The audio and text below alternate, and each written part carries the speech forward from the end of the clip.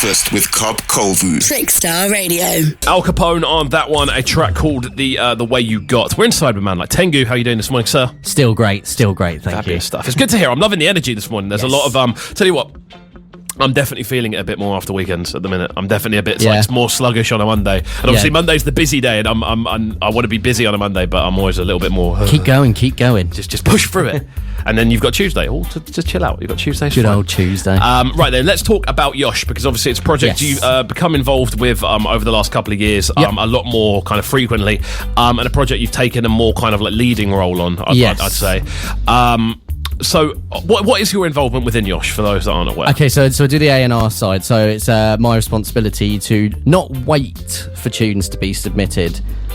Well, yes, that, and also go and look for new tunes. So, for example, I like to follow quite unknown artists, and I like to keep an eye on them and then pop up and be like, yo, slappers, yo, loving that whip you've put up, as in the work in progress, not that sort of whip.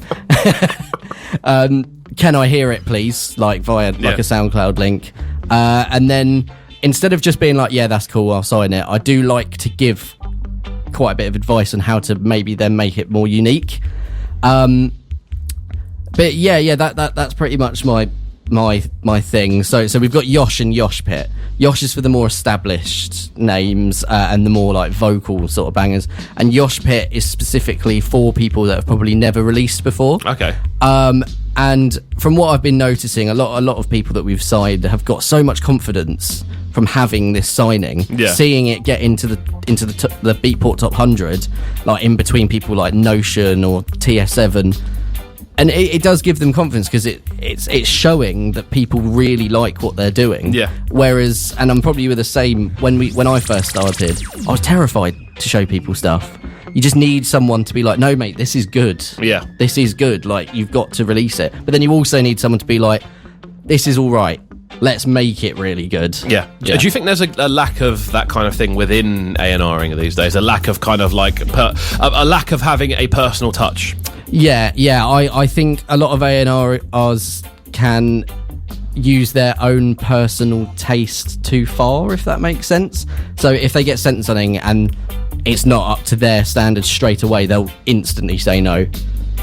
I like to put myself back in their shoes and see they are starting off. Yeah. It's probably not going to be like it's not going to be a polished finished product. Yeah, it's not going to be incredibly engineered unless they've been doing it for 20 years and they've never actually shown anyone any music. Yeah. That's an interesting one. Like, this is the question I want to kind of ask is, obviously being someone who has your own kind of run of your own musical stuff going on at the same time. I'm coming into like a semi-established platform. Yeah. And pretty much being kind of like put in a position where you can decide the sound. Yeah. A lot of the time. Like, how does that like kind of feel for you? Because obviously you're it's not necessarily a project you've started, but it's a project you've become into and become like a big part of. Like, how does that kind of feel? How does that kind of work? I'm not really sure how to answer. What do you mean in regards to like, so you've got like, for instance, it's like going into a project and becoming like a major part of it, despite the fact you weren't one of the founding people.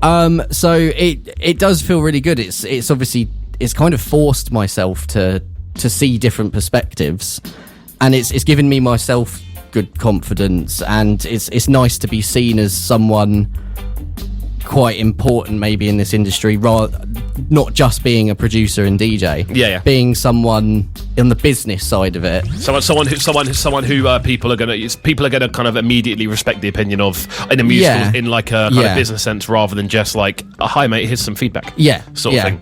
That's good. It's a question I wanted to ask, because obviously you see a lot of people like getting involved with label projects and stuff like that, and it's something that I find a lot of people are kind of like, oh, I don't know how much I'm supposed to be doing, I don't know how much I should invest in myself into this. Like, would you say you're quite emotionally invested into the Yosh brand? Definitely, because the Four Boys have done a lot for me. This is kind of my way of, I feel like, repaying them. Helping them out with the label, because with Yosh it did get to the point where they were getting hundreds of submissions a day. It is difficult to keep up on top of that, and as you know, running South Point, you've got to narrow that down to probably about 5. Yeah. Maybe even And it's less. got to be the right people as well. It's got to be the right people. It's also really nice because, as you said, like Yosh is a semi-established label. It kind of skips for these new people those are what's a good starting off label. Yeah. Like instead of just starting a journey from A to B, they can kind of skip that and go straight to this established styled label. And again, it brings their confidence up. And, yeah. And a confident producer is a more lively producer. Definitely, yes. Someone who's happy with what they're making is going to be someone who definitely. you're going to get the most out of. Yeah. To an extent. Let's jump into our track of the week next. Are you a Retro 2 fan? Are you a Gigs fan? I love Gigs. You love Gigs. Cool. Well, they've got a new banger out. It came out this weekend. Okay. A track entitled 10 out of 10. And it's going to be the first time we actually listen through it as our track of the week here on Trickstar Radio. So we're going to get your opinion on it. Yep. I love to get people's opinions on the track of the week. And, nice. Go from there. Right, 28 minutes past 8 here on Trickstar Radio, at Trickstar BTN, at Cub KXVU. I believe it's at Tengu UK. Yep. At Tengu. Is that on all platforms? For some reason on SoundCloud it's Tengu_11. Okay. Don't know why. It just is. We'll find out why eventually. Right then, track of the week time. Waking up Brighton. Breakfast with Cobb Kovu.